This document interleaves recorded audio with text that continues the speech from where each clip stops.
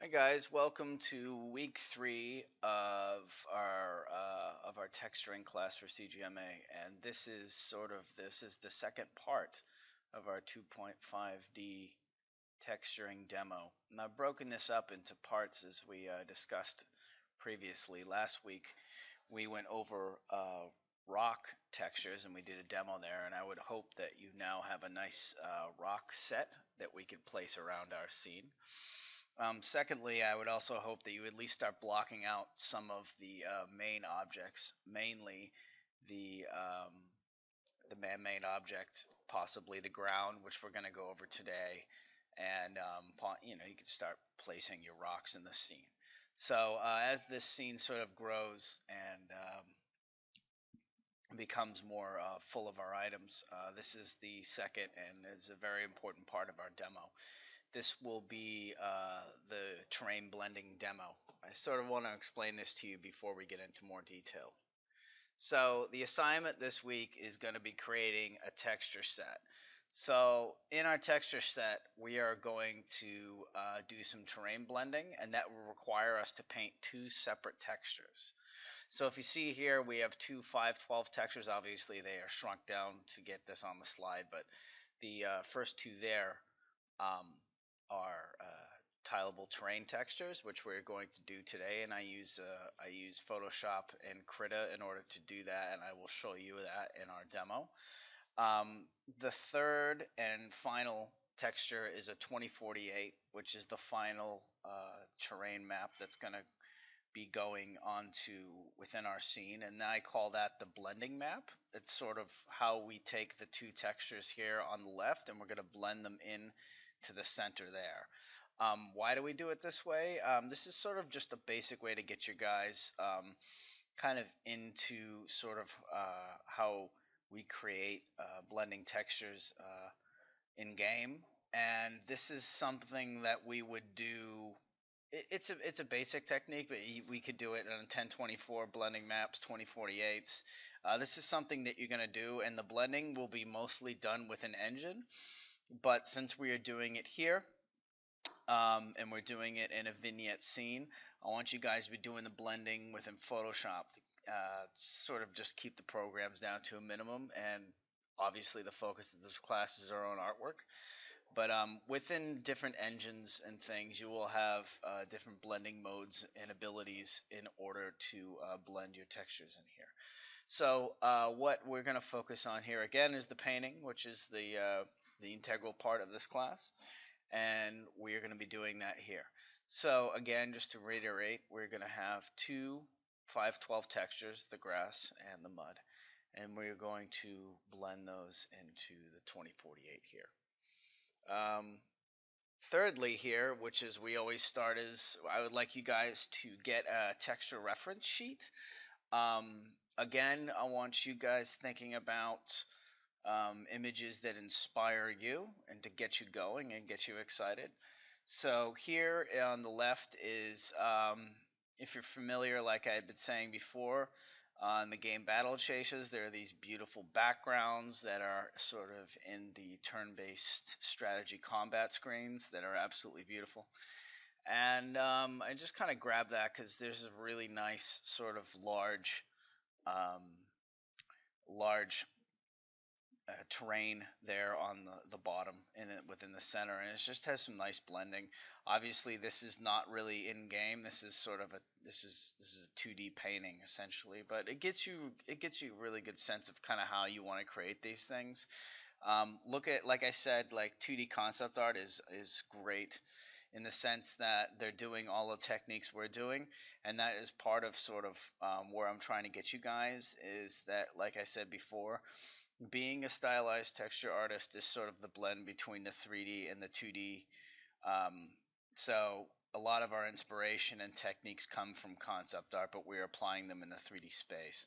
So to look at to look at sort of finished 2D paintings, especially that are placed within game, it could be marketing material, or just could be concept artist work in general, just personal work.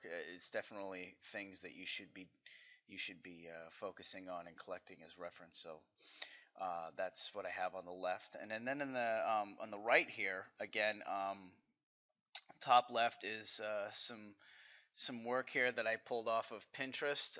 Some great views of some texture blending with rocks and tree trunks and grass there on the left. On the right is it's also a painted grass, but it's very sharp, but gets you a good sense of kind of how I want my grass blades to look. So definitely think about that. Think about what you want your grass to look like. I think although this is probably less painterly than the other examples we have here, it definitely gives you a good sense of sort of you know how organic the grass blades will grow and twist and turn as they come out of the soil. Not a lot of color variation here, obviously, but definitely just gives you a good sense of you know how we can build our grass texture.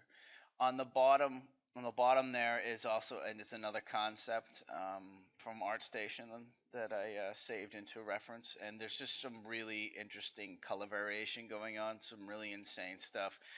Um, the warm colors are really pushed, some nice violets and greens there, and just really beautiful stuff, and just really nice blending between sort of the stone steps there and the center sort of fighting arena there. And then bottom right again is League of Legends. And League of Legends is like I said is really good stuff to look at because like I said they're doing some amazing stuff with across the board in their environments, and I try to use this as inspiration as I go on. So this is something that I definitely want to put within my own reference sheets. So, like I said, definitely get your reference sheets going, guys, every week before you start. I want you guys to be inspired by things that not only just get your creativity, imagination going, but also I want you guys to have reference that focus on the actual techniques and practices that we're doing week to week. So, and this is something you should be just doing at work in general, and I'm sure you do, but make sure that it's really focused on the things that we want to tackle. So those are the three different aspects that I would like you guys to think about before we start. And what I would like to do now is kind of go in and show you our scene here in Maya, and this is like I said again is the final scene. But if you look at it here in gray mode, obviously the gray shaded mode it kind of loses its luster there.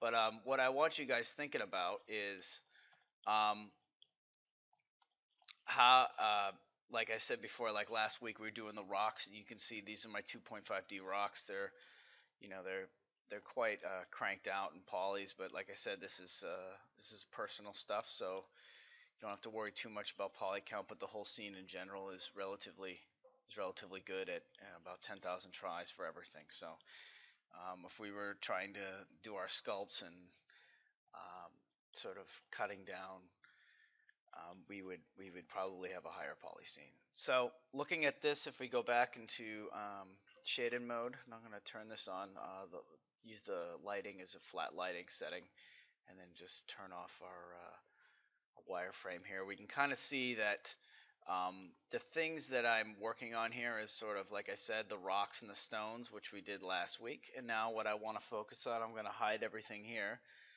And this is sort of the terrain and the ground that I want to place into our scene.